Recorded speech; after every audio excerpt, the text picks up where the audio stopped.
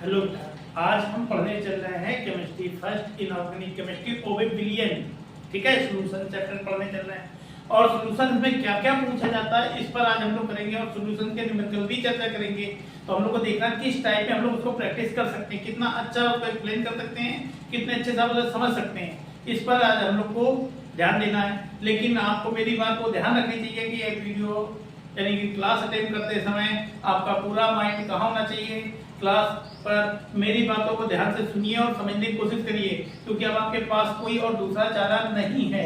अब एक ही चारा है कि क्लास अगर समझ रहे अपना टाइम दे रहे हैं तो टाइम बर्बाद नहीं होना चाहिए, टाइम का सही उपयोग होना चाहिए और सही से उसे आ जाना चाहिए। ठीक है, अब हम लोग पढ़ेंगे billion.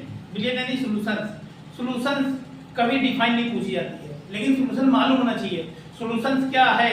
Homogeneous mixture of two or more substance, जहां पर दो या दो से अधिक समांगी पदार्थ मिल जाते हैं, होमोजीनियस मिक्सचर कहते हैं। दो या दो से अधिक समांगी पदार्थ के मिश्रण को ही क्या कहते हैं? बिलियन कहते हैं। ठीक है, the mixture of two or more homogeneous substance are called solutions.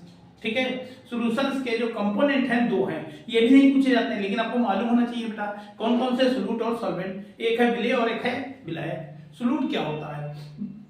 एक पदार्थ जिसे किसी अन्य पदार्थ में घोला जाता है, सीधी सी डिफाइन कर। एक सब्सटेंस है जिसे किसी अन्य सब्सटेंस में क्या डिजोल्व करा जाता है, उसे हम कहते हैं सोल्यूट यानी विलेय।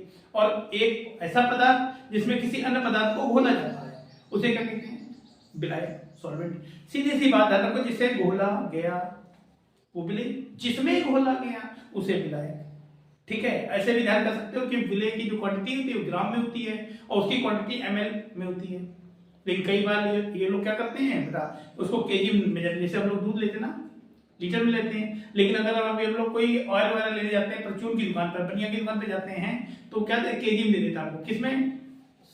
कौन सा है? सरसों वाला है, किसमें देता है? केजी में दे देता है। तो यहाँ लीटर की जगह केजी भी हो जाता है। रियल में उसका यूनिट लीटर होना चाहिए, लेकिन कभी कभी ml हो जाता है। तो अपने पास दोनों तरीके चलेंगे। तो आपको ध्यान रखना, जिसे घोला गया उसे क्या कहा गया? विलेय, और जिसमें घोला गया उसे विलायक। ये क्वेश्चन नहीं पूछा जाएगा, लेकिन न्यूमेरिकल करते समय आपको ये ध्यान रखना पड़ेगा कि विलेय क्या विलायक क्या है।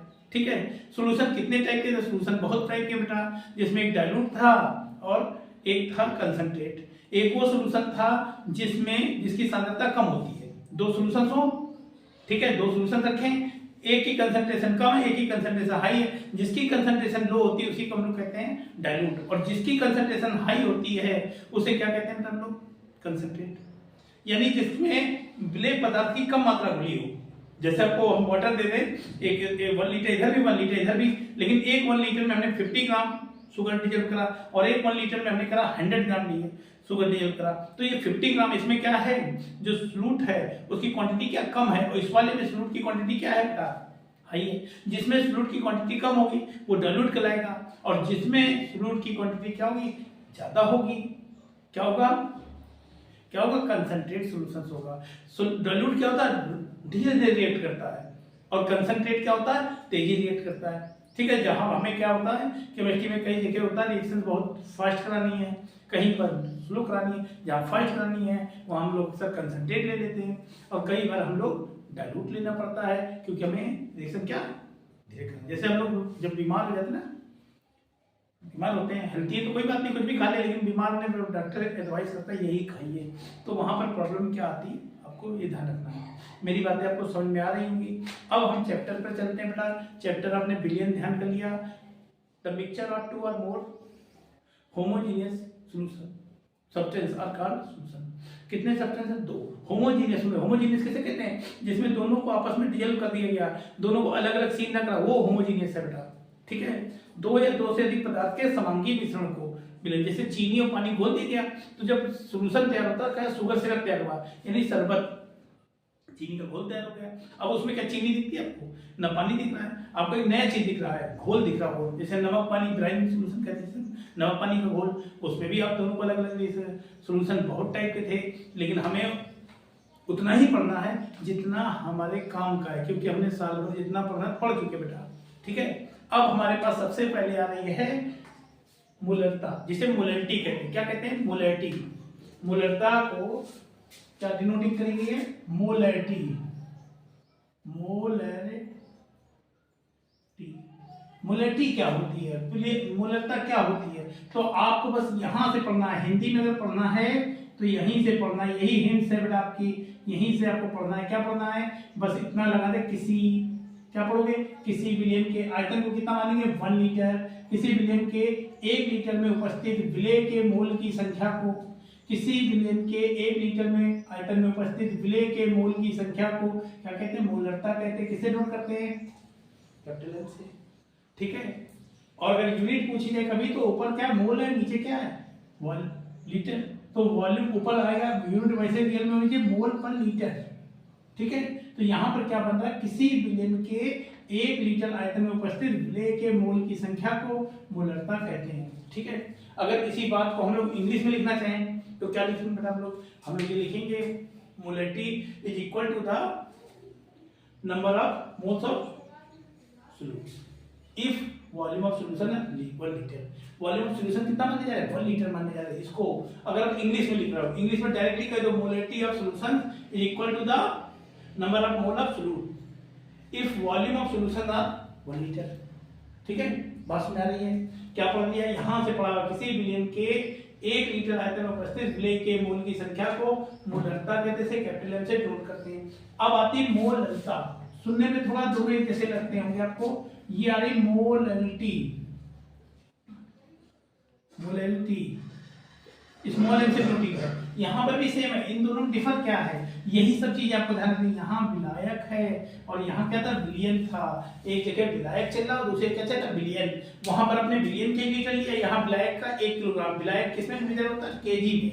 ये ध्यान रखना है। जो आपका सोल्यूशन मेजर हो रहा है वो लीटर में हो रहा है और ये किसमें? केजी में हो रहा। तो यहाँ की डिफाइन कहां बनने वाली है? यहीं से बनने वाली है। क्या लिखेंगे? किसी विलायक के 1 केजी में उपस्थित विलय के मोलों की संख्या, किसी विलायक के 1 किलोग्राम में उपस्थित विलय के मोल की संख्या को मोलरता कहते हैं। मोलरता कहते हैं, स्मॉल एम से नोट करते हैं। अब लेकिन अगर इंग्लिश में इसी बात को शो करना हो तो आप डायरेक्ट हो molarity of solutions is equal to the number of mole of solute if, ये क्या है? सॉल्यूट है कि सॉल्वेंट है? सॉल्वेंट है। तो आपको लिखना पड़ेगा if quantity of solvent is 1 kg। Direct वो molarity of solutions is equal to the number of mole of, ये नंबर ऑफ मोल है बेटा किसके है? सॉल्यूट के। तो molarity is equal to the number of mole of solute if quantity of solvent is 1 kg। बात समझ आ रही है? हिंदी में क्या लिखा है? हिंदी वाले यहां से लिखना शुरू कर देंगे डायरेक्ट। किसी विलायक के 1 किलोग्राम में उपस्थित विलय के मोलों की संख्या को मोलरता, मोलरता कहते हैं, स्मॉल एम से नोट कर देते हैं। ये भी बात फिनिश हो गई। तीसरा इंपॉर्टेंट क्वेश्चन यहाँ क्या आ रहा था? वो आ रहा नॉर्मलिटी का। नॉर्मलिटी क्या होती है? नॉर्मलिटी क्या होती है? नॉर्मलिटी क्या होती है? तो नॉर्मलिटी होती क्या है? यहीं से पढ़ना, फिर आपको यहीं पर लगा दे किसी। बाकी आपको फार्मूला ध्यान रखना, फार्मूले आपको ध्यान रखने पड़ेगा, फार्मूले से ही डिफाइन बना रहे हैं हम लोग। तो हम लोग क्या पता, किसी विलयन के आयतन को कितना, 1 लीटर, किसी विलयन के 1 लीटर आयतन में उपस्थित विलय के तुल्यांक की संख्या को, यहाँ क्या था, मोल की संख्या, और यहाँ इक्विवेलेंट नंबर है, तो तुल्यांक की संख्या को क्या कहते हैं हम लोग, नॉर्मलता कहते हैं। किससे नोट करेंगे, कैपिटल एन से। एन का जो फार्मूला है न्यूमेरिकल के लिए, W × 1000 अपॉन में E × V, यहां से भी निकाल सकते हैं इसको, ठीक है। W क्या है बेटा, वेट ऑफ सॉल्यूट, ठीक है, यानी विलेय पदार्थ की मात्रा, जिसको घोला गया, यही बता देते आपको कि जिसे घोला गया उसे क्या कहते हैं, विलेय। तो विलेय पदार्थ की मात्रा W है। E इक्विवेलेंट वेट, तुल्यांक की बात कैसे निकलता है, मॉलिक्यूलर वेट अपॉन एसिडिटी और बेसिडिटी, यानी अणु भार के बटे में अम्लता या क्षारता। जैसे H2SO4 का निकाल लें हम, तो H2SO4 में H कितने, 2 हैं, तो अपॉन में 2 चलेगा। HCl में H कितना, 1 है। NaOH में कितना OH है, 1 है, तो वहां पर E ऐसे निकलेगा, कैसे निकलेगा, मॉलिक्यूलर वेट अपॉन में एसिडिटी और बेसिडिटी, और ये वॉल्यूम है, ठीक है। ये किसमें होना चाहिए, ml में होना चाहिए, और बाई चांस लीटर में हो तो 1000 आप हटा देना फार्मूले से, ठीक है, क्योंकि फार्मूला जिन्होंने प्रिपेयर करा है उन्होंने पहले से वॉल्यूम को किसमें कर रखा है, ml में कर रखा है। ml से लीटर में, सॉरी ml से लीटर में करना, तभी उनका 1000 चल जाता है, ठीक है। बात समझ आ रही है। अब हम लोग क्या करने चल रहे हैं बेटा, मोल अंश। तीसरी डिफाइन पढ़ने जा रहे हैं, मोल अंश। मोल अंश क्या होता है, तो ये बताया गया किसी विलयन के कुल मोलों की संख्या, और ये क्या विलय के मोल हैं, दो चीजें हैं, इनको बस पढ़ना सीख लो। क्या पढ़ोगे, इनके और इनके अनुपात को, इसके और इसके अनुपात को क्या कहते हैं, ये कहते हैं। बात आई समझ में, आ रही बात समझ में, इसे कह रहे हैं हम लोग। तो हम लोग कह रहे हैं विलय के मोलों की मोल की संख्या और विलयन के कुल मोल की संख्या के अनुपात को क्या कहते हैं, मोल अंश या मोल प्रभाज कहते हैं। मोल फ्रैक्शंस किसे किसे कहते हैं, मोल फ्रैक्शंस। मोल फ्रैक्शन लिखने पर रेशियो ऑफ चालू कर देना बेटा, किसका रेशियो निकालना है आपको, तो ये क्या आपका solute, number of mole of solute and number of moles of solutions are called mole fractions. क्या ये क्या आ गया अपने पास बेटा, मोल फ्रैक्शंस। बात समझ आ रही है, मोल फ्रैक्शंस क्या है। तो मोल फ्रैक्शन बनाने के लिए हम लोग ने क्या बताया बेटा, दोनों के रेशियो को, ये क्या है आपका, इसको अगर लिखना चाहोगे तो क्या लिखोगे, number of mole of solute, और नीचे क्या लिखोगे, टोटल नंबर ऑफ सॉल्यूशंस।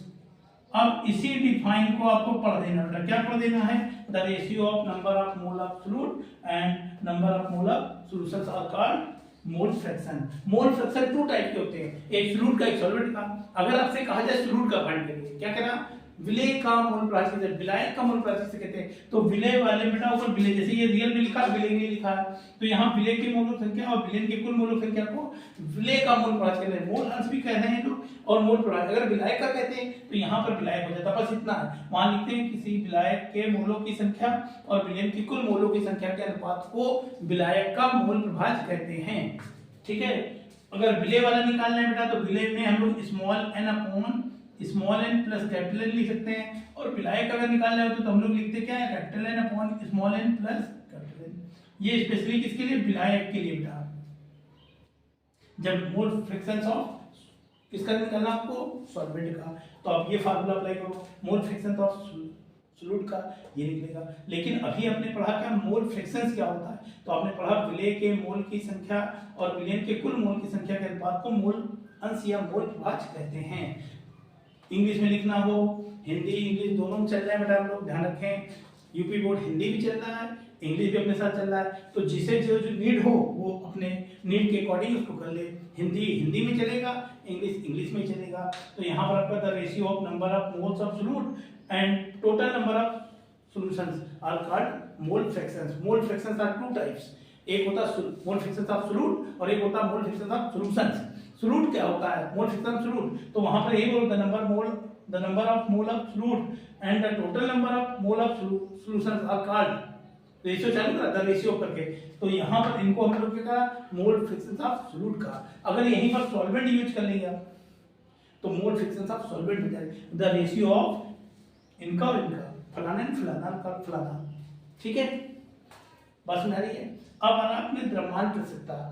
द्रव्यमान प्रतिशतता विलयन में उपस्थित अवयव का द्रव्यमान है, और नीचे विलयन का द्रव्यमान। विलयन क्या होता है, सॉल्यूशंस, ये सॉल्यूशन का मास है, और ऊपर क्या है, किसी एलिमेंट का, सॉल्यूशन के किसी वन एलिमेंट का मास है। कितना लेना है, यहाँ पर 100 लिखा है बेटा, तो यहाँ पर जैसे हम लोगों ने पढ़ा ना 1 kg में, यहाँ कहेंगे किसी विलयन के 100 ग्राम द्रव्यमान में, कितना 100 ग्राम मास में उपस्थित विलयन के किसी अवयव के द्रव्यमान को द्रव्यमान प्रतिशतता कहते हैं। ये बहुत प्रकार की होती है बेटा, आयतन होती है, आयतन भार होती है, बहुत सारी। लेकिन आपको ये जो पूछी गई, मैं तो नहीं कर रहा हूँ, मैं जाता नहीं, मैं लेसन में, पूरा लेसन तो मुझे पढ़ानी नहीं है, मुझे वही पढ़ाना है जो आपके लिए इंपॉर्टेंट हो। ये बहुत ही इंपॉर्टेंट है। आप अगर सॉल्व खोल के देखो तो उसमें मिल जाएगा आपको, ये मिल जाएगा, ये भी मिल जाएगा, ये भी मिल जाएगा, ये भी मिल जाएगा। ठीक है, अब अपने पास आ रहा बेटा वाष्प दाब का अपेक्षिक औन्नमन। औन्नमन समझते हो, डिस्पर्जन टाइप का है, कम हो जाना। यहाँ पर क्या हो, कमी होगी। अवनमन का मतलब कम होना। कब कम होगा, कि पहले उसको कोई प्रेशर होगा, ठीक है, यानी कोई सॉल्वेंट है, यानी कोई विलायक पदार्थ है, उस विलायक पदार्थ में जब विलेय पदार्थ को घोला जाएगा तो उसके वाष्प दाब में क्या होगी, कुछ कमी आएगी। ठीक है, सपोज करो कोई सोल्यूशन एक्स है, उसका वेपर प्रेशर कितना है, मान लो 30 डिग्री है। अब उसमें हमने नमक डाल दिया, तो नमक डालने के बाद नमक को घोल दिया, अब उसका वेपर प्रेशर चेक कर रहे हैं तो पता चला उसका वेपर प्रेशर 29। तो वेपर प्रेशर में कुछ कमी है कि नहीं है? इसी को कहा गया वास्तव का अनुमान। ठीक है, ये आपका कमी बता रहा है कि किस टाइप में वेपर प्रेशर आपका कम हो जा रहा है। कब कम हो रहा है आप ध्यान रखना, जब प्योर सॉल्यूशंस हो, उस प्योर सॉल्यूशंस में किसको बोला गया, विलेय पदार्थ को बोला जाता है। तो जो ब्लैक था उसके वास्तव में क्या भी कुछ कमी आ गई, इसे कहते हैं वास्तव का अनुमान। अनुमान का कमी मतलब कमी से होता है, उन्नयन का मतलब होता है वृद्धि से। जहां पर उन्नयन वर्ड आएगा वहां आपको वृद्धि यूज करनी, जहां अनुमान आ रहा है वहां आपको कमी वर्ड यूज करना। तो यहाँ पर अपने पास क्या हो गया है कि अपने पास शुद्ध विलायक है, शुद्ध विलायक जैसे पानी है, दूध है, ठीक है, अपना कोई भी सॉल्यूशन ले सकते हैं, उसमें क्या करना है, कोई विलेय पदार्थ घोलना है। और जब विलेय पदार्थ घोलोगे तो उसके वाष्प में क्या है, कुछ कमी आएगी। वाष्प में होने वाली इस कमी को वाष्प का अनुमान कहते हैं। ठीक है, जैसे हम आपको बताना चाहते हैं कि अपने पास एक सॉल्यूशन था, सपोज करो ये एक आपको हेडिंग के थ्रू दिखाना चाह रहे हैं, कोई सॉल्यूशन है जिसका वेपर प्रेशर कितना था, कोई पदार्थ था जिसका वाष्प कितना P0 है। जब इसमें हमने क्या करा, सॉल्वेंट फ्लूइड डाल दिया, बेटा क्या डाल दिया, फ्लूइड को डिजोल्व कर दिया, तो इसके प्रेशर कितना हो गया, PS हो गया। तो अब हम लोग क्या पता करेंगे, पहले वाष्प में कितनी कमी हुई, वाष्प में कमी कितनी हो गई। अब आप सोचते किसको किससे कमी में माइनस ही होता है। जैसे पहले प्रेशर हमने क्या कहा 70 था, अब जब उसमें हमने कोई नमक चीनी कुछ भी घोल दिया, कोई भी सॉल्यूट घोल दिया, यानी कोई विलेय पदार्थ घोल दिया, तो उसका वेपर प्रेशर मान लो 65 आ गया। तो कितनी कमी हुई, तो आप इन दोनों माइनस करो ना, 70 से 65। वैसे अपने ये दोनों प्रेशर क्या लेंगे, माइनस लेंगे, P0 माइनस PS। ठीक है, फिर आपको ये फार्मूला अपने वाष्प का अपेक्षित अनुमान, तो ये फार्मूला होता है विलियन के वाष्प का अनुमान और विलायक का वाष्प। तो अपने पास वाष्प का अनुमान, अनुमान मतलब कमी कितनी हुई, तो ये कमी हुई है, तो यहाँ लिखते हैं P0 माइनस PS अपॉन में जो रियल वाला था ये बन गया बेटा, ये वेपर प्रेशर का अनुमान है। ठीक है, और डिस्पर्जन टाइप का है, कमी हो रही है। ठीक है, तो वाष्प का अनुमान किसे कहते हैं, बात नहीं समझ में आ रही है कि आपका कोई सॉल्यूशन है, उस सॉल्यूशन प्योर सॉल्यूशन है, उसमें आपने कोई फ्लूइड डिजोल्व करा दिया जिसके कारण उसका वेपर प्रेशर क्या हो गया, कम हो गया, जिससे वाष्प का अनुमान कह रहे हैं। अब इसको हम लोग फार्मूले में ले जाना चाहते थे, तो हम लोगों ने क्या करा, पहले माना क्या लेट कर लिया, कोई सॉल्यूशन है जिसका वेपर प्रेशर कितना P0। अब जब उसमें कोई विलेय पदार्थ घोल दिया, यानी कोई फ्लूइड डिजोल्व करा गया, तो उसके बाद में कमी आई, उसको हमने कह दिया PS। S सिंपल है सॉल्वेंट फ्लूइड का, S सिंबल है फ्लूइड का, तो फ्लूइड को डिजोल्व करा, इतना हो गया। अब कमी कितनी हुई, तो जो पहले था और जो है दोनों को माइनस कर दिया, तो उसमें कमी निकल आई, तो ये आपका बन गया। और ये फार्मूला है बेटा उसका, वाष्प क्या चाहिए, ये आपको प्रूफ कर दिया, निकालना वगैरह, तो वाष्प का एक फार्मूला भी फाइंड करो, तो फार्मूले में ये लगा दिया और दोनों की वैल्यू रख दी और ये निकल आया।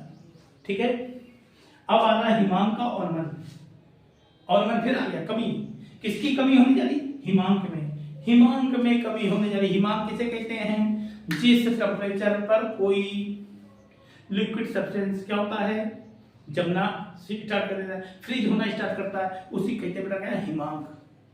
हिमांक क्या है, हिमांक और क्वथनांक दो चीजें होती हैं। क्वथनांक क्या होता है, वह ताप जिस पर किसी प्लेन का वाष्प वायुमंडलीय दाब के बराबर होता है, वेपर प्रेशर किसके इक्वल, एटमॉस्फेरिक प्रेशर के इक्वल, उसे कहते हैं बॉइलिंग पॉइंट। और फ्रीजिंग पॉइंट क्या है, एक ऐसा ताप जिस पर कोई लिक्विड क्या होता है, फ्रीज होना स्टार्ट कर दे, उसे फ्रीजिंग पॉइंट कहते हैं। जैसे वाटर का फ्रीजिंग पॉइंट कितना 0 था, बॉइलिंग पॉइंट 100 था, यानी 0 पर क्या आइस जमा देता है, जमना स्टार्ट करता है, तो फ्रीजिंग पॉइंट है। और यहाँ पर आपको क्या करना है, फ्रीजिंग पॉइंट का आपको दिखाना है अनुमान, यानी कमी दिखानी है। ठीक है, डिस्पर्जन टाइप की भी है। तो यहाँ पर हिमांक का अनुमान हो रहा है। हिमांक का अनुमान कब होगा, कि जब आपके पास क्या हो, कोई विलायक हो और उसमें क्या मिक्स कर दोगे, अवाष्पशील पदार्थ, यानी नॉन वोलेटाइल सब्सटेंस को हमने क्या करा, सॉल्वेंट में डाला, तो क्या देखा कि उसके फ्रीजिंग पॉइंट में क्या हो गई, कुछ कमी आ गई। जो उसका हिमांक था, हिमांक में क्या आ गई, कुछ कमी आ गई, जिसे हमने हिमांक का अनुमान कह दिया। कब हुआ ये, कि जब किसी विलायक में अवाष्पशील पदार्थ को घोला जाता है तो विलायक पदार्थ के हिमांक में कुछ कमी आती है, जिसे हिमांक का अवनमन कहते हैं। ठीक है, ऐसे ही बेटा एक क्वथनांक का उन्नयन होता है। अवनमन मतलब कमी और उन्नयन मतलब वृद्धि। उन्नयन कब होगा कि जब किसी, ठीक है, ऐसे नहीं, जब किसी विलायक में अवाष्पित पदार्थ को घोला जाता है तो उसके क्वथनांक में होने वाली वृद्धि को क्वथनांक का उन्नयन कहिए। हिमांक का उन्नयन मतलब फ्रीजिंग पॉइंट का कम होना, और उसका क्या मतलब है कि वो इंक्रीज कर जाए, कौन, उसका बॉइलिंग पॉइंट। उन्नयन मतलब एलिवेशन कहते हैं, एलिवेशन बना रहे हैं, आपका बॉइलिंग का एलिवेशन कर रहे हैं। बॉइलिंग एलिवेशन क्या है कि जब आपका सोल्यूट था उसमें नॉन वोलेटाइल सोल्यूशन को हमने सॉल्वेंट को मिलाया और सोल्यूट को मिलाया, मिलाते ही उसका क्या हुआ, जब हमने उसको हीट करा तो उसके बॉइलिंग पॉइंट में कुछ इंक्रीज हुआ। जैसे वाटर है आपका, वाटर का 100 चलता है बॉइलिंग पॉइंट, अब हम उसमें नमक घोल देंगे पानी में और फिर उसको क्या करें, हम बॉइल करें तो उसके टेम्परेचर जैसे 100.12 हो गया, तो कितना हो गया, तो जो 0.12 हुआ, 100 तो उसका रियल था ही, इंक्रीज कितना हो गया 1.12, ये बनाएगा आपका क्या, एलिवेशन। तो दो होते बेटा, ठीक है। अगर फ्रीजिंग का है तो वहां पर दो चीजें आपकी ध्यान रखें, टेम्परेचर को में डेल्टा टी लिख के नीचे एफ लिखते हैं, और बॉइलिंग का है तो डेल्टा टी लिख के उसके नीचे बी लिखा जाता है। जैसे कि यह है पेपर का, ये फ्रीज का है, ये स्मॉल डब्ल्यू क्या है, यहां पर ये ध्यान रखना, स्मॉल डब्ल्यू क्या है, कैपिटल डब्ल्यू क्या है, ये आपका विलेय पदार्थ है, विलेय पदार्थ की मात्रा,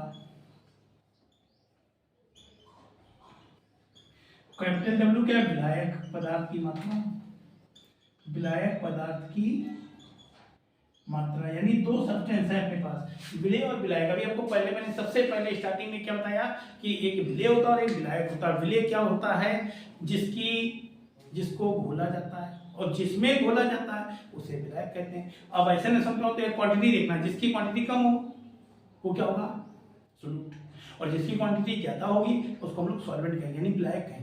विलायक की मात्रा हमेशा अधिक होती है और विलेय पदार्थ की मात्रा कम होती है। अगर आप इस बात को नहीं समझ रहे हैं तो आपको समझना पड़ेगा, क्योंकि न्यूमेरिकल होगा, न्यूमेरिकल के पीछे नहीं पड़ना, न्यूमेरिकल को समझ लेना है। यहाँ पर दो चीज होगी, जैसे मैंने कहा 10 ग्राम चीनी को 500 ग्राम वाटर में डिजोल्व कर गया, तो 10 ग्राम चीनी, ये क्वांटिटी कम है और 500 ग्राम ज्यादा है, तो स्मॉल डब्ल्यू बनेगी 10 ग्राम, और जो 500 ग्राम है वो कैपिटल डब्ल्यू बन जाएगा। दो बातें हो गई आपकी।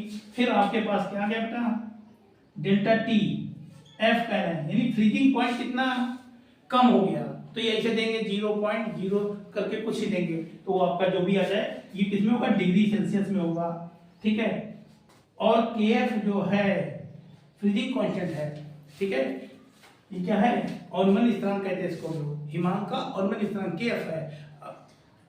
और ये जो अपने पास आ गया बेटा एम, मॉलिक्यूलर वेट है, ये मॉलिक्यूलर वेट किसका निकलता है, अणु भार किसका निकलता है, तो अब विलेय पदार्थ का निकलता है, ये किसका होता है, विलेय का अणु भार होता है। इसलिए आप ध्यान रखें कि आपको इनके न्यूमेरिकल से बिल्कुल नहीं करना। अब क्या कैलकुलेशन आपको करनी है, कैलकुलेशन बेटा कुछ भी कर सकते हो, कैलकुलेशन आपको अगर मैं बता भी दे रहा हूं तो कैलकुलेशन के पीछे कभी नहीं पड़ना है, आपको तरीका ध्यान होना चाहिए कि तरीके में आपको ये बातें अगर ध्यान कर लिया आपने कि आपका सोल्यूट क्या है, सॉल्वेंट क्या है, विलेय किसे, विलायक, जिसकी क्वांटिटी कम उसे विलेय कहा गया, जिसकी क्वांटिटी अधिक उसे विलायक कहा गया। मॉलिक्यूलर वेट किसका निकाला जाता है, विलेय पदार्थ का निकाला जाता है, यानी जो विलेय है उसका निकाला गया, और जो एम है मॉलिक्यूलर वेट था, विलेय का निकाल दिया गया, और डेल्टा टीएफ है तो ये फ्रीजिंग पॉइंट का है, ठीक है, 0 पॉइंट समथिंग को देंगे, यानी कमी हो रही होगी, बहुत कम देंगे बेटा, 0.1 पॉइंट ऐसी कुछ होती है, बहुत ज्यादा कमियां नहीं हो जाती है। और के एफ ये क्या है, अवनमन स्थिरांक है, फ्रीजिंग का कांस्टेंट है, ठीक है, अवनमन स्थिरांक है, के एफ लिख रहा है। अगर यहीं पर आप बॉइलिंग वाली बात करें, जैसे मैंने कहा ना हिमांक का अवनमन पढ़ा है, तो हमने आपको क्या बताया, हिमांक का अवनमन पढ़ा आपने। अगर हम करें क्वथनांक का अवनमन पढ़ा रहे होते तो वहां पहले डिफाइन लिखते आप, क्या डिफाइन लिखते कि किसी विलायक में जब विलेय पदार्थ को घोला जाता है, यानी किसी सॉल्वेंट में सोल्यूट को जब डिजोल्व करा गया तो जो विलायक था उसके क्वथनांक में क्या हो गई, कुछ वृद्धि हो गई, जैसे क्वथनांक का अवनमन कहते हैं। अब उसका भी फार्मूला ऐसे बनाते हैं बेटा, m इक्वल टू यहाँ पर बस k भी हो जाता और यहाँ पर t भी हो जाता, फार्मूला सेम है, ठीक है, दोनों बात समझ आ रही है। न्यूमेरिकल के पीछे नहीं पड़ना, न्यूमेरिकल को समझ के रखना है। आपकी जो गेस्ट पेपर्स वगैरह आते हैं, उसमें अगर देखेंगे तो इनके क्वेश्चन बहुत सारे आपको मिल जाएंगे आपको, लेकिन क्वेश्चन के पीछे नहीं पढ़ना है, आपको क्वेश्चन के टाइप के पीछे पढ़ना है। बात समझा रही है? अभी हम लोग बेटा अणु संख्या गुणधर्म पढ़ेंगे। अणु संख्या गुणधर्म क्या होते हैं, अणु संख्या गुणधर्म किसे कहते हैं? ऐसा लगता है बहुत बड़ी डिफाइन बता रहे हैं, बताना क्या, तनु विलयन के वे भौतिक गुण, किसके, डाइल्यूट सॉल्यूशंस के वे फिजिकल प्रॉपर्टी जो क्या करती हैं, कण की संख्या यानी कितने उसके मॉलिक्यूल्स हैं, कण की संख्या पर निर्भर करती है या मात्रा पर निर्भर करती है, लेकिन उसकी प्रति कण किस नेचर का है इस बात पर डिपेंड नहीं करती है, उसे कहते हैं अणु संख्या गुणधर्म। समझा रही बात बेटा? बहुत ही इंपॉर्टेंट है और ऐसा लगता है कि बहुत बड़ी चीज बताने जा रहे हैं, लेकिन नॉर्मल है। कोई डाइल्यूट सॉल्यूशंस है, उस डाइल्यूट सॉल्यूशंस में क्या देखना है कि उसके दो नेचर बताए गए। एक नेचर उसका क्या बताया गया कि वो जो कण की संख्या यानी नंबर ऑफ पार्टिकल्स और उनकी क्वांटिटी पर डिपेंड करती है, बट उनकी जो नेचर है उस पर डिपेंड नहीं करती है। इसी को कहा गया अणु संख्या गुणधर्म। ठीक है, अब अणु संख्या गुणधर्म जैसे परासरण दाब है, तो परासरण दाब क्या होता है, कण की संख्या डिपेंड करता है, कितने मॉलिक्यूल्स उसके पार्टिकल्स हैं, कितनी क्वांटिटी है, इस बात पे डिपेंड कर रहा है, बट उसके नेचर पे डिपेंड नहीं करता है। तो परासरण दाब इसका एग्जांपल हो सकता है, पूरा लिख देना कि परासरण दाब कण की संख्या और मात्रा पर निर्भर करता है, परंतु उसकी प्रकृति पर निर्भर नहीं करता है। ठीक है, और अणु संख्या कितने प्रकार के हो गए, तो 4 तरह टाइप के बता दिए गए। वाद आपका अपेक्षिक अवनमन में, क्वथनांक के उन्नयन में, हिमांक के अवनमन में और परासरण दाब में। इतनी बातें क्लियर हो रही हैं? अब हम कहां पहुंच गए बेटा, राउल्ट लॉ पर। राउल्ट लॉ किसके लिए लगा, तनु विलयन के लिए। ठीक है, तनु विलयन के लिए क्या बताया गया कि विलय का जो मोल प्रभाज है, मोल प्रभाज किसके इक्वल होता है, वाष्प दाब के अपेक्षिक अवनमन के, वाष्प दाब के अपेक्षिक अवनमन के बराबर होता है। बस ये लिखना, तनु विलयन में, किसी तनु विलयन में विलय का जो मोल प्रभाज है वो वाष्प दाब के अपेक्षिक अवनमन के बराबर होता है। यही राउल्ट लॉ है। मोस्ट इंपोर्टेंट क्वेश्चन है, ध्यान रखें, मोस्ट इंपोर्टेंट क्वेश्चन पढ़ रहे हैं इस वक्त। आज आप जितना भी पढ़ा आपने सभी बहुत ही महत्वपूर्ण हैं, अभी तक रिपीटेड हैं और यही रिपीट होंगे भी, इस बात को भी आपको ध्यान रखना है। ठीक है, अपने पास क्या आ गया, राउल्ट का नियम क्या है, तो हमने कहा किसी तनु विलयन में यानी किसी डाइल्यूट सॉल्यूशंस में जो विलय का मोल प्रभाज है वो किसके इक्वल होता है, वाष्प दाब के अपेक्षिक अवनमन के, वाष्प दाब के अपेक्षिक अवनमन के। तो यहां पर बताया गया जो विलय प्रभाज का मोल फ्रिक्शन ऑफ सोल्यूट है वो किसके इक्वल हो रही है, वेपर प्रेशर के जो एलिवेशन था, एलिवेशन को निम्न कहते हैं, और ये डिस्प्लेसमेंट पे डिपेंड कर रही है। तो यहां पर भी हम लोग पढ़ते हैं विलय पदार्थ का वाष्प दाब का अपेक्षिक अवनमन। तो अपेक्षिक अवनमन क्या होता है, P0 माइनस PS अपॉन में P0, ये आ गया। और विलय का मोल प्रभाज ये पढ़ के आए थे, तो इन दोनों को उन्होंने कहा इक्वल, तो हमने भी कर दिया, small n upon small n plus capital N। नीचे बता देना बेटा, जहां स्मॉल n क्या है, स्मॉल n क्या है, विलय पदार्थ की मात्रा, नहीं विलय पदार्थ के मोल है बेटा, और कैपिटल क्या है, विलायक के मोल हैं। जो P0 लिख रहे हैं वो क्या है, शुद्ध विलयन का वाष्प दाब है, और PS जो है जब उसमें विलय पदार्थ को घोला गया तब उसका वाष्प दाब है। तो ये बात आपको ध्यान रखनी पड़ेगी। राउल्ट का नियम कब लगता है, क्यों अप्लाई होता है, राउल्ट नियम की सीमाएं क्या हैं, तो राउल्ट का नियम जो होता है तनु विलयन के लागू होता है। अगर आपका सॉल्यूशन क्या है, डाइल्यूट है, तो डाइल्यूट सॉल्यूशन के लिए राउल्ट लॉ अप्लाई होता है, आपका कंसंट्रेट सॉल्यूशन के लिए अप्लाई नहीं होगा। दूसरी बात है जो वास्तविक पदार्थ के विलयन हुए यानी वेपराइज होते हैं उन पर ये लागू हो सकता है, विद्युत अपघट के विलयन पर लागू नहीं, इस पर होगा बट इस पे नहीं। यही इसकी बाउंडेशंस है, कुछ कंडीशन बताओ जहां पर राउल्ट लॉ अप्लाई हो सकता है। तो राउल्ट लॉ अप्लाई होता है कि अगर वो सॉल्यूशन कैसा है, डाइल्यूट सॉल्यूशन है, तो राउल्ट लॉ अप्लाई होगा। अगर अवास्तविक पदार्थ है यानी नॉन वोल्टेज सॉल्यूशन है तो उसका अप्लाई हो जाएगा। विद्युत अपघट यानी इलेक्ट्रोलिसिस के सॉल्यूशन। तो बेटा अब हमारे पास जो है अर्धपारगम झिल्ली की, अर्धपारगम झिल्ली किसे कहते हैं, अर्धपारगम झिल्ली क्या, वे झिल्लियां यानी वो मेम्ब्रेन जो क्या करती है, विलय के अणुओं को विलयन की ओर गति करने देती है, यानी गमन करने देती है। किसको करने, गमन, गमन मतलब पास होने देती है, परंतु विलायक के अणुओं को नहीं पास होने देती है। उन्हीं झिल्लियों को हम लोग क्या कहते हैं, अनपारगम झिल्ली। वे झिल्लियां जो विलेय के अणुओं को विलयन की ओर गति करने देती हैं, ठीक है, परंतु विलायक के अणु को गति नहीं करने देती हैं। गति को ही क्या बोल रही है, गति नहीं लिखे, आप गमन लिखे कि वे झिल्लियां, ठीक है, वे कोसा झिल्लियां जो विलेय के अणुओं को विलयन की ओर गमन करने देती हैं, परंतु विलायक के अणुओं को नहीं करने देती हैं, उन्हें अपारगम झिल्ली यानी सेमी मेम्ब्रेन कहते हैं। यानी एक मेम्ब्रेन है जो सोलूट पार्टिकल को सोल्यूशन की ओर मोशन करने देती है या पास होने देती है, परंतु जो सॉल्वेंट पार्टिकल हैं वो क्या होते हैं, सोल्यूशन की ओर पास नहीं हो सकते हैं। ऐसी मेम्ब्रेन को ही क्या कहा, सेमी मेम्ब्रेन कहा गया। अब यही प्रवासन यानी ऑस्मोसिस क्या है, ऑस्मोसिस क्या है तो बताया, अल्पपारगम झिल्ली द्वारा यानी सेमी मेम्ब्रेन के थ्रू क्या होता है, विलेय के अणु विलयन की ओर गति करते हैं या तनु विलयन से शांत विलयन की ओर। यहाँ पर कौन सा अपना सोल्यूशन होगा, डाइल्यूट सोल्यूशन होगा, तनु विलयन से शांत विलयन की ओर गति करेगा। यहाँ पर अपना डाइल्यूट सॉल्यूशन से दो डिफाइन दो टाइप में बना सकते हैं कि तनु से कहां तक शांत विलयन। तो बताया वे अल्पपारगम झिल्ली द्वारा, ये क्या है, झिल्ली, अल्पपारगम झिल्ली द्वारा विलेय के अणु विलयन की ओर गति करते हैं या तनु विलयन से शांत विलयन की ओर गति करते हैं। इस क्रिया को क्या कहते हैं हम लोग, परासरण या ऑस्मोसिस। ऑस्मोसिस क्या है तो बताया कि सेमी मेम्ब्रेन के थ्रू जो सोलूट पार्टिकल हैं वो सॉल्वेंट सॉल्यूशन की ओर मोशन करते हैं या डाइल्यूट सॉल्यूशन से कंसंट्रेट सॉल्यूशन की ओर मोशन करते हैं। इसी को क्या कहा, ऑस्मोसिस। और इस प्रोसेस को रोकने के लिए लगाए गए एक्सटर्नल प्रेशर को, यानी इस क्रिया को रोकने के लिए लगाए गए बाह्य दाब को क्या कहा गया, प्रसारण दाब, जिसका फार्मूला क्या था, P इक्वल टू WRT/MV। कहीं कहीं बुक वाले R की जगह S यूज कर लेते हैं, तो R और S दोनों ही कैसे कांस्टेंट है। W क्या है, विलेय पदार्थ की मात्रा है, किसमें होती है, ग्राम में होती है बेटा। R कांस्टेंट है जिसकी वैल्यू फिक्स है, इसे आप S भी लिख सकते हैं, कहीं कहीं S लिखा है। T टेम्परेचर है, कौन सा टेम्परेचर, एब्सोल्यूट टेम्परेचर, परम ताप कहते हैं। परम ताप कैसे बनता है, जब कोई टेम्परेचर दिया जाए उसमें 273 ऐड कर दें। ये आपने कहाँ सीखा, 9th में, कि जब K बनाना होता था, ध्यान करो वो दिन जब K बनाना तो C+273 ऐड करते थे। वो टीचर ध्यान आ गए होंगे जिन्होंने आपको बताया होगा, C+273 ऐड कर दिया, केल्विन में कन्वर्ट हो गया। M क्या है, मॉलिक्यूलर वेट ऑफ सोल्यूट है, विलेय के पदार्थ के अणुभार का। ये सारी बातें ही आपको न्यूमेरिकल नहीं टफ है बेटा, न्यूमेरिकल बिल्कुल टफ नहीं है, लेकिन आपको ध्यान से पढ़ना पड़ेगा। विलयन का आयतन है ना, ये क्या वॉल्यूम ऑफ सॉल्यूशंस है, ये बातें आपने ध्यान कर ली। अब हम लोग के पास आ रहा बेटा molar elevation constant. Molar elevation constant में क्या था, 1000 ग्राम था, ठीक है। 1000 ग्राम में क्या करा, 1 ग्राम हमने नॉन वोलेटाइल सॉल्यूशन को डील करा, विलेय पदार्थ के ग्राम को घोला, जिससे उसके बॉइलिंग पॉइंट क्या कुछ इंक्रीज हो गया।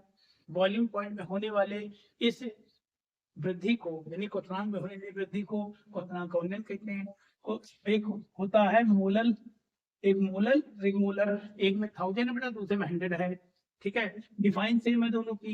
यहाँ 1000 ग्राम में 1000 ग्राम विलायक में विलेय के 1 ग्राम को घोला गया, तो उसकी क्वथनांक में वृद्धि को मोलर कहा गया।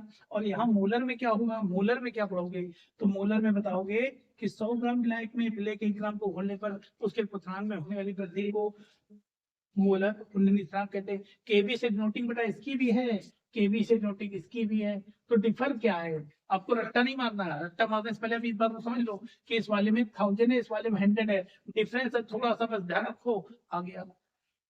इसी तरह दो क्या बनते हैं, ऑनमन वाले, एक मोलल ऑनमन बनेगा, क्या बनने वाला अपने पास, मोलल ऑनमन स्थिरांक,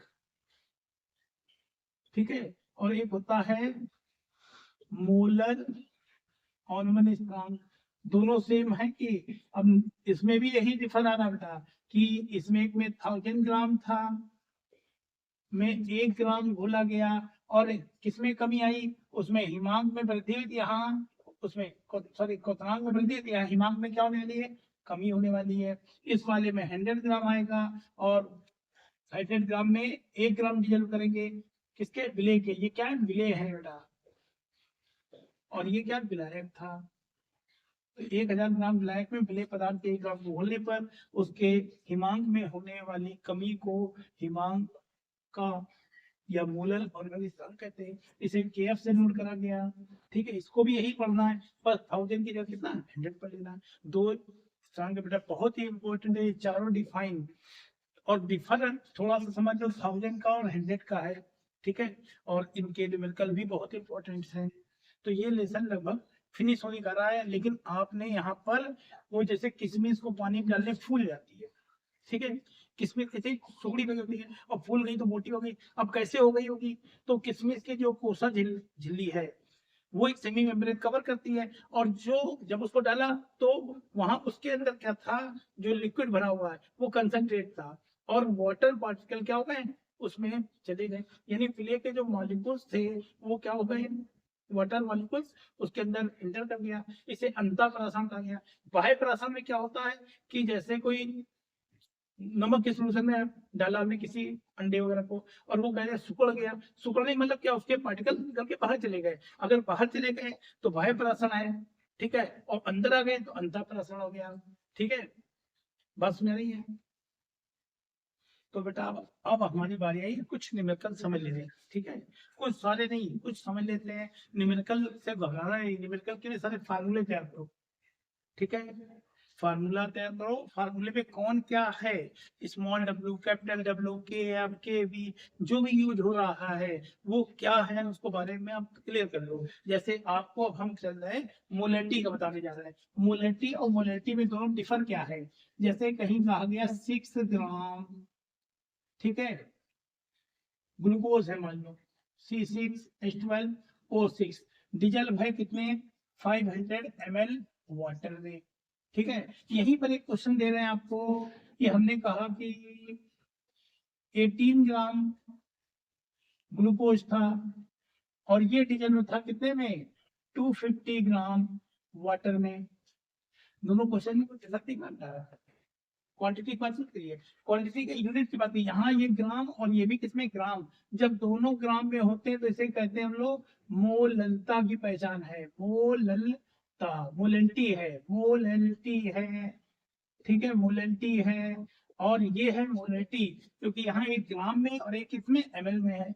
तो यहाँ पर सबसे पहले हमें क्या करना, वेट नोट करना है, इसका वेट कितना है 6 ग्राम, और उसका वेट वॉल्यूम कितना है 500 है, ठीक है, ml में चाहिए हमें, और साथ में इसका मॉलिक्यूलर वेट, तो मॉलिक्यूलर वेट जो निकलेगा बेटा ग्लूकोज का 180 होता है, अगर ना निकालना है तो निकालना सीख लीजिए, 6 इंटू सी का 12 प्लस 12 इंटू एच का 1 प्लस 6 इंटू ओ का 16, मल्टीप्लाई कर लेना आंसर आ जाएगा मॉलिक्यूलर वेट। अब मोलैलिटी का फार्मूला क्या लगाना आपको, वेट अपॉन में मॉलिक्यूलर वेट, ठीक है, इंटू वॉल्यूम, यहाँ पर 1000 अपने चल रहे आप, ये कब चलेगा जब ml में होगा, अगर ml की जगह यहाँ लीटर आ जाए बेटा तो 1000 यहाँ सटा देना, तब 1000 आ जाएगा। तो यहाँ पर वेट कितना था आपके पास 6 ग्राम इंटू 1000, ऐसे रहा, नीचे मॉलिक्यूलर वेट कितना है 180 इंटू वॉल्यूम कितना था 500, कितने जीरो 1 2 3 1 2 3 कैंसिल, 6 3 जा 18, कितना आ गया 1/50, 1/15 है मोलैलिटी आ गई, ठीक है। अगर इस वाली सॉल्व करते हैं तो यहाँ वेट कितना बेटा, वेट है इसका 18 ग्राम, इसका मॉलिक्यूलर वेट अभी हम लोगों ने पढ़ा ग्लूकोज ही है 180 होगा, ठीक है, और इसका जो कैपिटल डब्ल्यू है वो 250 है। तो यहाँ मोलैलिटी निकलनी है, मोललता निकलनी है, क्या निकलनी है मोललता, मोललता में क्या चलेगा स्मॉल डब्ल्यू अपॉन में molecular weight into capital W into 1000। ये 1000 क्यों आ रहा है, क्योंकि आपका ये जो कैपिटल डब्ल्यू ग्राम में है, अगर केजी में होगा तो 1000 नहीं होगा फार्मूले, इस बात को ध्यान रखना, वेट अपॉन मॉलिक्यूलर वेट और एक में, तो वेट कितना अपने पास, वेट है 118 और इनटू 1000 अपॉन में molecular weight 180 into capital W 250, बाकी कैलकुलेशन है बेटा, 2 जीरो कैंसिल हो गए, 18 से 18 कैंसिल, 5 5 जा 5 2 जा 2/5 यानी 0.4 स्मॉल एम, यूनिट जरूर लिखें, कैपिटल एम है स्मॉल एम है। दूसरी समस्या बेटा अपने पास क्या आ रही है, एक समस्या और आ रही है, मैं आपको क्वेश्चन नहीं बता रहा हूँ, क्वेश्चन के फॉर्मेट बता रहा हूँ, फॉर्मेट समझिए आप तरीका समझिए, जैसे आपको बताया ना कि ये ग्राम इधर भी ग्राम, यानी मोललता है, कभी कोई सांद्रण कह देता है, ठीक है, तो ऐसा लगता है कि मोलैलिटी कैसे पहचाने हैं, और यहाँ पर 1 ग्राम दूसरा कितना ml में है, तो इसको भी हम लोग इस तरह में पहचान लिया, ठीक है। अब बात करते हैं हम लोग ऑस्मोसिस पर, ऑस्मोसिस के क्वेश्चन कैसे आते हैं, जैसे कहीं लिखा 6% यूरिया का 27 डिग्री सेल्सियस पर परासरण दाब ज्ञात कीजिए। क्या पूछा गया, परासरण दाब क्या करना, फाइंड करना, किसका, यूरिया का, कितने पर, 27। यहाँ कुछ चीजें आपको दिख रही है और कुछ चीजें आपको नहीं दिख रही है। क्या नहीं दिख रही है बेटा आपको, जो आपका 6%, इसका मीन क्या था, 6/100। ये रियल में क्या होता है, वॉल्यूम, वेट अपॉन वॉल्यूम होता है। तो यहाँ से वेट कितना मिल गया आपको, 6 ग्राम, वॉल्यूम कितना मिल गया, 100 ml। वॉल्यूम किसमें होना चाहिए, यहाँ पर लीटर में, तो बताए 1000 करके 0.1 लीटर में कन्वर्ट कर दिया। और टेम्परेचर जो आपका है 27 डिग्री सेल्सियस है, तो यहाँ पर 27 प्लस 273 डिग्री क्या बन गया, केल्विन, यानी 300 केल्विन आ गया, टेम्परेचर आ गया। ठीक है, और अब आपको फार्मूला जो यूज करना है, पहले फार्मूले बंद कर लो। PV is equal to W upon M, R T होता है बेटा, बी को भी यही लिख दिया जाएगा, तो एम इंटू बी आ जाएगा, या एम बी लिख दो, ये फार्मूला है। अब इस फार्मूले में क्या नहीं मालूम है, आर की वैल्यू फिक्स होती है 0.0821, कभी कभी वो कॉलेज 0.082 ले रहे हैं। अगर उन्होंने दिया होगा जब न्यूमेरिकल देंगे तो नीचे वैल्यू देंगे, ना दे तो बेटा फिर फुल पूरी वैल्यू लेना, बाकी वो जैसा कल को कहते हैं 0.08 तो आपको इतनी लेनी है। टेम्परेचर की बात और कर लेते हैं, टेम्परेचर कितना है यहाँ पर 27 डिग्री सेल्सियस, तो आपको 27 डिग्री सेल्सियस यानी 27 प्लस 273, ये क्या बन जाएगा, केल्विन, कितना बन गया, 300 केल्विन।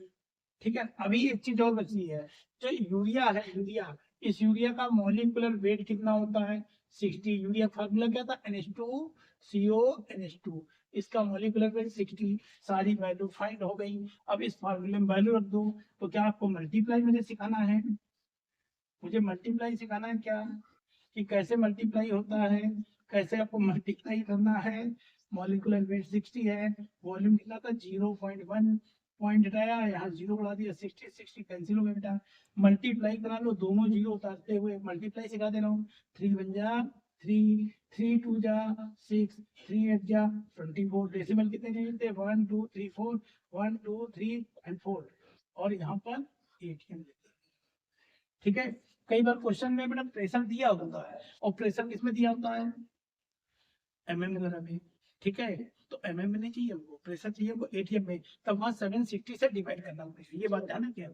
इस लगाते समय कई बार मॉलिक्यूलर वेट भी लेता है, तो आपको यहाँ पर कितनी वैल्यू, प्रेशर है, वेट है, वेट किसका, ये सॉल्यूट का यानी ब्ले का है, और फिक्स है, टेम्परेचर है, मॉलिक्यूलर वेट है, मॉलिक्यूलर वेट किसका निकला, जिसके ग्राम मालूम थे, जो सॉल्यूट था उसी के मॉलिक्यूलर वेट निकाले। इस टाइप में मोल फ्रैक्शंस भी हो, ये हो गया। अब बात करते हैं मोल फ्रैक्शंस पे।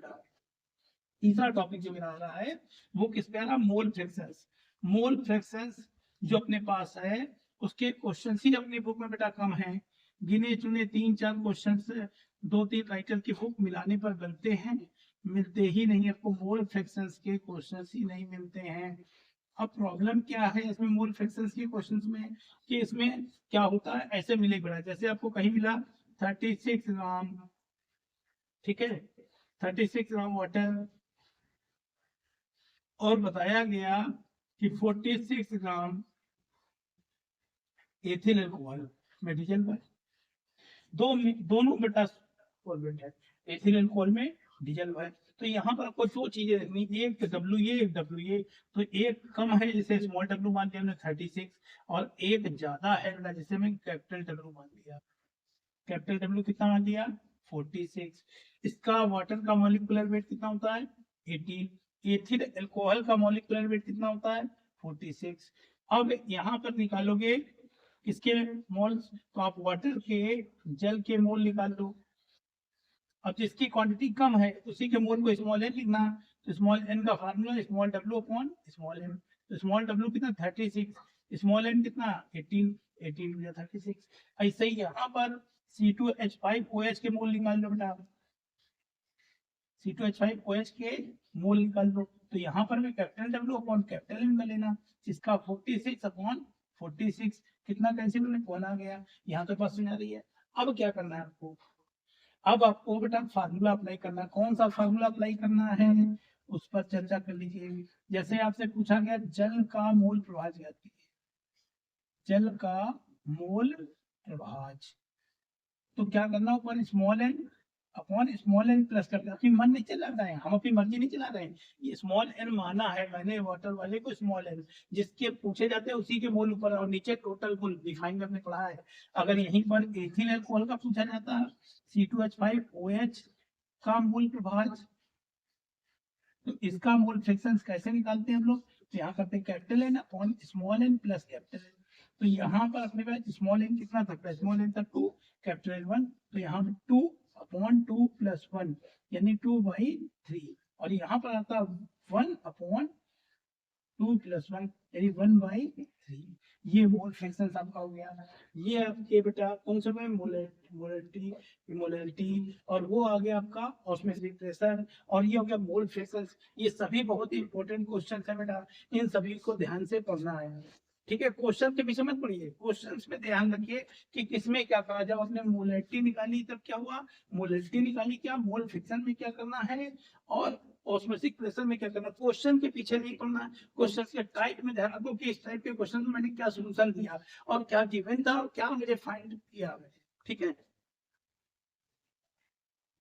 तो बेटा अब अपना क्वेश्चन जो आने जा रहा है वो ये आ रहा है, क्या रहा है, 2.25 ग्लूकोज, इसका मॉलिक्यूलर वेट है 180, इसको 25 ग्राम H2O में घोला गया, यानी डिजल्व करा गया, इससे उसके फ्रीजिंग में इतने डिग्री की कमी आई। तो आपसे पूछ कर रहा है, कह रहा है उसका फ्रीजिंग कांस्टेंट फाइंड। ठीक है, अब यहाँ पर कैसे पहचानना, हमें क्या करना है, सबसे पहले यहाँ पर 2 ग्राम दिए बेटा, 1 ग्राम यहाँ 1 ग्राम यहाँ, दोनों ग्राम में कौन सा ग्राम कम है कौन सा ज्यादा है, ये कम है ना, और ये क्या है, ज्यादा है, यही है, गलत कर रहे हैं आप लोग। नंबर काउंट यहाँ देखते हो 3 डिजिट, वहाँ 2 डिजिट, अरे पॉइंट लगाए 2.25 है, ये कम और ये ज्यादा है 25 है, कुछ डिजिट मत गिनो। ये 2 रुपया 25 पैसा अगर पैसे में गिनते हम, ऐसे 25 रुपया कहते हैं क्या, ऐसे कह दो क्या, डिजिट देख के बता दो कि इसमें 3 डिजिट उसमें 2 डिजिट है, रियल में देखो कौन है क्या है। तो यहाँ पर स्मॉल डब्ल्यू जो कम क्वांटिटी है उसको स्मॉल डब्ल्यू बन जाए 2.25 ग्राम, और जिसकी क्वांटिटी अधिक है से कैपिटल डब्ल्यू 25 ग्राम, और मॉलिक्यूलर वेट जो है इसका वो कितना है 180 गिवन था, ना गिवन होता तो ग्लूकोज के फार्मूले के थ्रू हम इसको निकालते हैं बेटा। ठीक है, और उसके फ्रीजिंग पॉइंट में कितनी कमी आई, तो डेल्टा TF दे रहा आपको कितना 0.93 डिग्री सेल्सियस। अब इसमें टेम्परेचर को चेंज नहीं करना, अभी पिछला करना था उसमें टेम्परेचर को चेंज करना था। अभी क्या बचा था, ग्लूकोज का मॉलिक्यूलर वेट हो गया, ये भी हो गया। ठीक है, अब अपने पास बचा क्या है, हमसे पूछ क्या रहा होगा, हमसे पूछ रहा होगा KF फाइंड करेंगे, क्या पूछ रहा होगा, ऑर्मन स्थिरांक क्या होगा।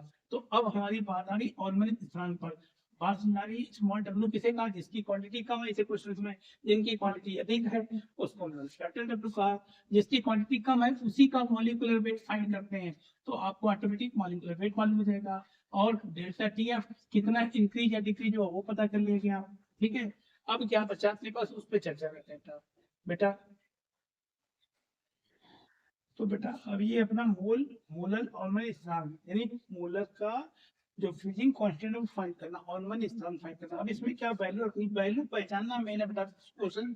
अब ये क्या कैलकुलेशन, तो हर बार एक नई मिलेगी ना आपको, एक नई कैलकुलेशन मिलेगी, नई कैलकुलेशन से आपको लड़ना है और जीतना भी है। तो उसके लिए आपको क्या केवल फार्मूले ध्यान रखने, फार्मूले में पहचान कैसी है। ऐसे ही अभी आपका एलिवेशन ये कमी आ गई है, अगर वो कहता है एलिवेशन कांस्टेंट वाली बात करता, ठीक है, फ्रीजिंग का है, वो बॉइलिंग का एलिवेशन कांस्टेंट कहता, तो बॉइलिंग में भी ऐसे ही होता, सेम ऐसे ही होता, बस यहाँ पर जहाँ कमी वहाँ वृद्धि होती। लेकिन कभी कभी वो लोग बदतमीजी कर देते, क्या कैसे लिखते हैं कि 100.12 वाटर का है, वाटर का रियल में कितना होता है 100, और 100 माइनस करें तो 0.12 डिग्री सेल्सियस निकलेगी बेटा, वहां पर ये ध्यान रखा। तो यहाँ पर आपका जो M आया था मॉलिक्यूलर, M क्या मॉलिक्यूलर वेट को ये आ गया है, तो ये 180 है बेटा, डेल्टा TF है 0.93 इंटू कैपिटल डब्ल्यू, और ये नीचे स्मॉल डब्ल्यू, कैपिटल डब्ल्यू कितना है अपना 25, नीचे 1000 चली रहा बेटा अपने पास, और स्मॉल डब्ल्यू जो था अपने पास वो 2.25, अगर यहाँ से पॉइंट और ये पॉइंट हटा दे तो कोई दिक्कत, और 25 बन जाए 25, 25 9 जा 225, 9 टू जा 18, इसके 0 से कैंसिल बेटा, 2 1 जा 2, 2 5 जा 10 करो, या डायरेक्ट इस 2 का इनटू करा लो, मत कर लो, 2 का इनटू करा लो, 2 3 जा 6, 2 9 जा 18 अपॉन में 100 चल रहा है, जब डिवाइड करो तो 1.86 आते हैं। बस ना नहीं है, इस टाइम में कर ले बेटा। अब अपने पास क्या आ रहे हैं, अपने पास क्या बचा, अब अपने पास बचा है राउल्ट लॉ। ठीक है, राउल्ट लॉ में क्या करना, राउल्ट लॉ में बहुत सिंपल सी बात है बेटा, राउल्ट लॉ में आपको स्मॉल एन अपॉन में small N plus capital N, ठीक है, और इक्वल क्या था, P zero minus P S upon में पी जीरो। ठीक है, जैसे आपसे कहा गया कि बेंजीन है, बेंजीन किसे कहते हैं, C6H6, इसका मॉलिक्यूलर वेट कैसे निकालेंगे, 6 इंटू सी का 12 प्लस 6 इंटू एच का 1 यानी 78, तो इसका मॉलिक्यूलर वेट आ गया कितना बेटा, मॉलिक्यूलर वेट आ गया 78। ठीक है, कितना था वेट, इसका वेट क्या रखा उन्होंने, मान लो कि 7.8 ग्राम बेंजीन को 78 उसका मॉलिक्यूलर वेट निकल आया। अब इसको बताएंगे ना किस में डिजोल्व करा गया, तो ऐसे कुछ बताएंगे कि 100 ग्राम वाटर में डिजोल्व करा गया, तो ये बन गया आपका कैपिटल डब्ल्यू 100 ग्राम वाटर का मॉलिक्यूलर वेट, कैपिटल एम बना दो 18। अब यहाँ पर क्या करना, तो टुकड़ों में निकाल लेना, पहले विलय के मोल स्मॉल एन बराबर स्मॉल डब्ल्यू अपॉन इसमें स्मॉल एन, ठीक है, और ऐसे निकाल लेना आपको capital N capital W upon capital M, तो दोनों एन निकल आए, स्मॉल एन कैपिटल एन निकल आए। अब बचा क्या आपका प्रेशर, ये आपका जो शुद्ध विलयन है जो पहले था, और ये तब होगा जब उसमें कुछ मिलाया गया, जैसे हमने कहा शुद्ध बेंजीन का वास्तव 760 है, तो ये आपका जो 760 है वो क्या बन गया, P0 760 है। अब कहा गया उसमें कुछ हमने इतने ग्राम बेंजीन, बेंजीन में इतना ग्राम पानी मिला दिया, जिससे उसका वास्तव हो गया 740, तो ये आपका 740 आ गया। अब आपको क्या करना है, यहाँ ये स्मॉल एन कैपिटल एन दोनों निकल आएगा, उसके ये निकल आएंगे बेटा वैल्यू, इस फार्मूले का यूज है, तरीका समझ में आ रहा है नहीं आ रहा, तरीके को ही समझना बेटा आपको। इतने ग्राम बेंजीन को, जैसे उनका इतने ग्राम बेंजीन, तो दो वर्ड निकले ग्राम और बेंजीन, ग्राम तो उसका वेट बन जाएगा, बेंजीन तो उसका मॉलिक्यूलर वेट, इतने ग्राम वाटर में डिजल में, फिर दो वर्ड निकले इतने ग्राम, ये डब्ल्यू बन गया, और ये उसका मॉलिक्यूलर वेट वाटर का गया। दोनों से दोनों के मोल फ्रिक्शन निकाल, मोल निकालो, और मोल निकालने के बाद मोल का फार्मूला बता दिया, ये मोल निकले बेंजीन के और ये मोल निकले वाटर के, और ये दिया होगा कि बेंजीन का जो वेपर प्रेशर इतना है, और जब उसमें कुछ मिलाया गया, हमने इतना वाटर मिला दिया तो उसका वेपर प्रेशर इतना हो गया, तो ये शुद्ध लेना और ये अशुद्ध हो गया, तो ये मतलब वैल्यू रखनी है। कैलकुलेशन बेटा आपको बहुत अलग अलग ढंग की मिलेंगी, इसलिए कैलकुलेशन पे नहीं परेशान होते हैं, तरीका अगर आपको क्लियर है तो आपको कोई रोक नहीं सकता, और तरीके पर ही लड़ाई करनी है। हम क्वेश्चन के पीछे नहीं पड़ेंगे, क्वेश्चन तो अभी आप बुक देखेंगे कुछ भी बोलेंगे बहुत सारे मिलेंगे, लेकिन सबका प्रोसेस कुल मिला के 4-6 टाइप के क्वेश्चन भी हमें प्रैक्टिस करने हैं। ठीक है, फिर मेरी वही पुरानी बात जो मैंने कल आपको समझाई, लास्ट वीडियो में समझाई, क्या समझाई थी, कि कोई भी क्लास जो है जब अटेम्प्ट करते हैं, चाहे वो स्कूल की हो, चाहे कोचिंग की हो, चाहे ऑनलाइन क्लास हो, अगर आपको उसे समझना है तो सीरियसली उसको देखना पड़ेगा। ठीक है, जब टाइम हो तभी उसे देखो, अदरवाइज मत देखो, क्योंकि देखने पर ऐसे देखने का फायदा क्या रह गया, कि आपको दिमाग कहीं और लगा है, दिमाग लगा है तो इंस्टाग्राम वीडियो बनाना है, ठीक है, वहां पर कौन सा गाना सेट करना है, मेहंदी कौन सी लगानी है, मेहंदी डिजाइन कौन सी, तो उस पर दिमाग लगा है और पढ़ रहे हैं। यहाँ पर तो दिमाग दो तरफ नहीं चला रही, एक जब आप फ्री हो, आपको लगे नहीं मैं फ्री हूँ, तभी आप उसको खरीदें, नहीं तो होता क्या है, एक लड़की दूसरी लड़की हाथ पकड़े बनाती रहती है, वैसे ही यहाँ पर हाथ तो नहीं, घर में बैठे, क्योंकि क्योंकि अब तो फेयरवेल हो गया, बच्चे घर में हैं, तो अब हाथ नहीं मिलेगा, अब अपने मन में चल रहा होगा, पर मन में चल रहा है कि ऐसा करते होते तो ऐसा होता, ये साड़ी पहनते तो ऐसा होता, वो बातें आती हैं। लेकिन आपको अपने उस सबको हटाते हुए, जब आपको लगे कि नहीं अब मैं ठीक हूँ, मेरे माइंड में ऐसी कोई बात नहीं, तब आप उसको करिए। ठीक है, नहीं तो प्रॉब्लम है ही। पता चला अभी आपको है, शाम को आपको मैरिज पार्टी अटेंड करनी है, कल उनके घर में तिलक है, ठीक है, परसों ललाइया जाना है, वो सब बातें छोड़ दिए, नहीं तो आपके दिमाग में क्या आएगा, ऐसे उल्टे से ख्याल आएंगे। जब आपको बैठ टाइम फ्री हो तभी देखें बेटा, सीरियसली देखें, और क्लास को सीरियसली अटेम्प्ट करें। ये लेसन पूरा कंप्लीट आपको दे रहा हूँ, कोई ऐसा क्वेश्चन नहीं जो आपको रोक दे, लेकिन आपको क्वेश्चन को ध्यान से पढ़ना दे। ठीक है, बाकी आप अपनी बुक से थोड़ी प्रैक्टिस कर लें बेटा, जब आपको टाइम मिले प्रैक्टिस जरूर करें। ये मैंने आपको दिया, मैंने शॉर्ट नोट्स दे दिए आपको सारे, अब इसकी प्रैक्टिस करें, अपनी जो है माइंड पावर उसको इंक्रीज करें। मिलते हैं नेक्स्ट वीडियो में के बाद। तो बेटा